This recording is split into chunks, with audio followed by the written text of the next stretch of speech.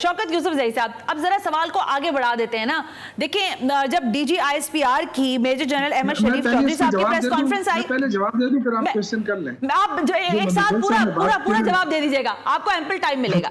जब DG ISPR की जब प्रेस कॉन्फ्रेंस आई, उसमें ज़ाहिर बहुत सारी बातें थी, तो उसमें एक जो अहम तरीन बात थी वो ये थी कि आप दिल से मुआफ़ी मांगे, मुआफ़ी के खासगार हो, कौम से मुआफ़ी मांगे।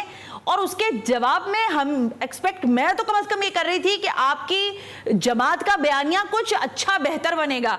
अगले घंटों में ही, कुछ घंटों में ही बानी चेयरमैन पीटीआई साहब जो हैं उन्होंने कहा कि कोई माफी नहीं, मुझसे माफी मांगे। भाई, आपसे किस चीज की माफी मांगे पहले तो ये बताएं।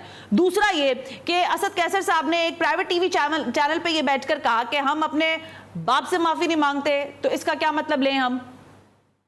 अच्छा, देखिए, पहले तो मैं मंदुखेल साहब का जवाब देता हूँ, मेरे बड़े मोहतरम हैं। उन्होंने कहा कि ऐसी हरकतें ही ना करते। तो क्या भुट्टो साहब को जो फांसी हुई, उन्होंने कोई हरकत की थी ऐसी? ये जो नवाज शरीफ को जो सजाएं हुई थी, तो फिर तो उन्होंने भी जो हरकत की थी, मुशर्रफ को ऊपर से ही फारिग कर दिया था कि जी आप जाएं, तो क्या उसने ये हरकत नहीं की थी? आज वो आराम से बैठा हुआ है। तो देखिए, ये चीजें अगर आपसे इसको एंजॉय करेंगे तो ये तो इस तरह है कि फौज और पीटीआई को लड़ाने की एक कोशिश हो रही है। और पीपल, ये सबको पता है कि पीटीआई सबसे बड़ी पॉलिटिकल पार्टी है। अच्छा। हम अगर 70% लोगों को फौज के खिलाफ करना चाहते हैं तो ये तो कोई पाकिस्तान की खिदमत नहीं है। हम ये कहते हैं कि फौज को आने की जरूरत ही नहीं थी। यही हुकूमत अगर सही तौर पे प्ले करती, चीजों को सही तौर पे करती, जो देखें, अगर आप इंसाफ नहीं देंगे तो इश्यूज तो बनेंगे।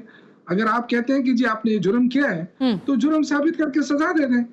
अगर आप जुर्म साबित नहीं करेंगे और आप कहेंगे कि नहीं सबको सजा दो। शौकत यूसुफजई साहब, देखिए, अगर आर्गुमेंट के तौर पर ही देखिए, मैं आपको कराची का बता सकती हूँ ना। कराची के अंदर आपको पता है, आप माफी क्या उस पे आता हूँ मैं भी उसी पे आ रहा हूँ। देखिए, मैं ये अर्ज कर रहा हूँ कि देखिए, आप कहते हैं कि जी माफी मांगे तो बात खत्म हो जाएगी। तो इसका मतलब है कि हम एडमिट कर लेंगे कि जी हमने किया है। हम तो यही अर्ज कर रहे हैं कि हमारी पार्टी इसमें इन्वॉल्व नहीं है। अगर किसी ने किया है, पार्टी के वर्करों ने किया है, तो आप बताओ। देखिए, मेरी बात सुने, मैं वो आर्गुमेंट उस तरह करना नहीं चाह रही, लेकिन देखिए, फिरदौस आशिक एवान साहिबा हो या आपके पुराने सारे जितने भी साथी हो, वो सब कहते रहे हैं और टेलीविजन पर आकर, कोई जबर के उस पे नहीं, किसी ने डंडा नहीं सर पे रखा हुआ था, वो ये कह रहे हैं कि चेयरमैन, जो आपके बानी चेयरमैन है, वो हमें बताते थे कि हमने इस तरह से आगे मूव करना है। अगर ये हालात पैदा हो, मुझे गिरफ्तार कर लिया जाए तो रेड लाइन क्रॉस हो जाएगी, और रेड लाइन क्रॉस हो जाएगी तो फिर आपने क्या करना है, आप कहां पहुंचेंगे? मतलब कोर कमांडर हाउस पर जाने के लिए यास्मीन राशिद साहिबा को बताया जा रहा है क्या जिना हाउस तक पहुंच गए तो कह रही हाँ आगे बढ़ो। इसका मकसद है कि it's all about the planned ना, ये पूरा प्लान था।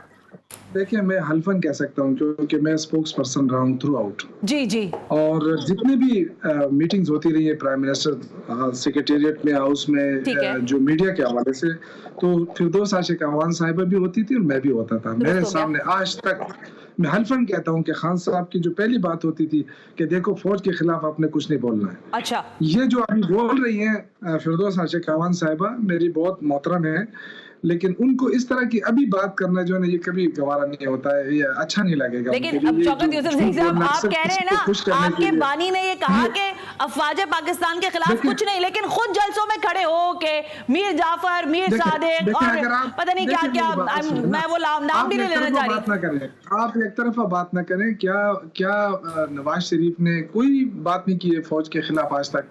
ये बात सही है, बिल्कुल ठीक बात है। एक जर्नल को पूरे जो है ना जहाज में बिठा के इसको इंडिया में उतारो, आज उसकी हुकूमत कायम है।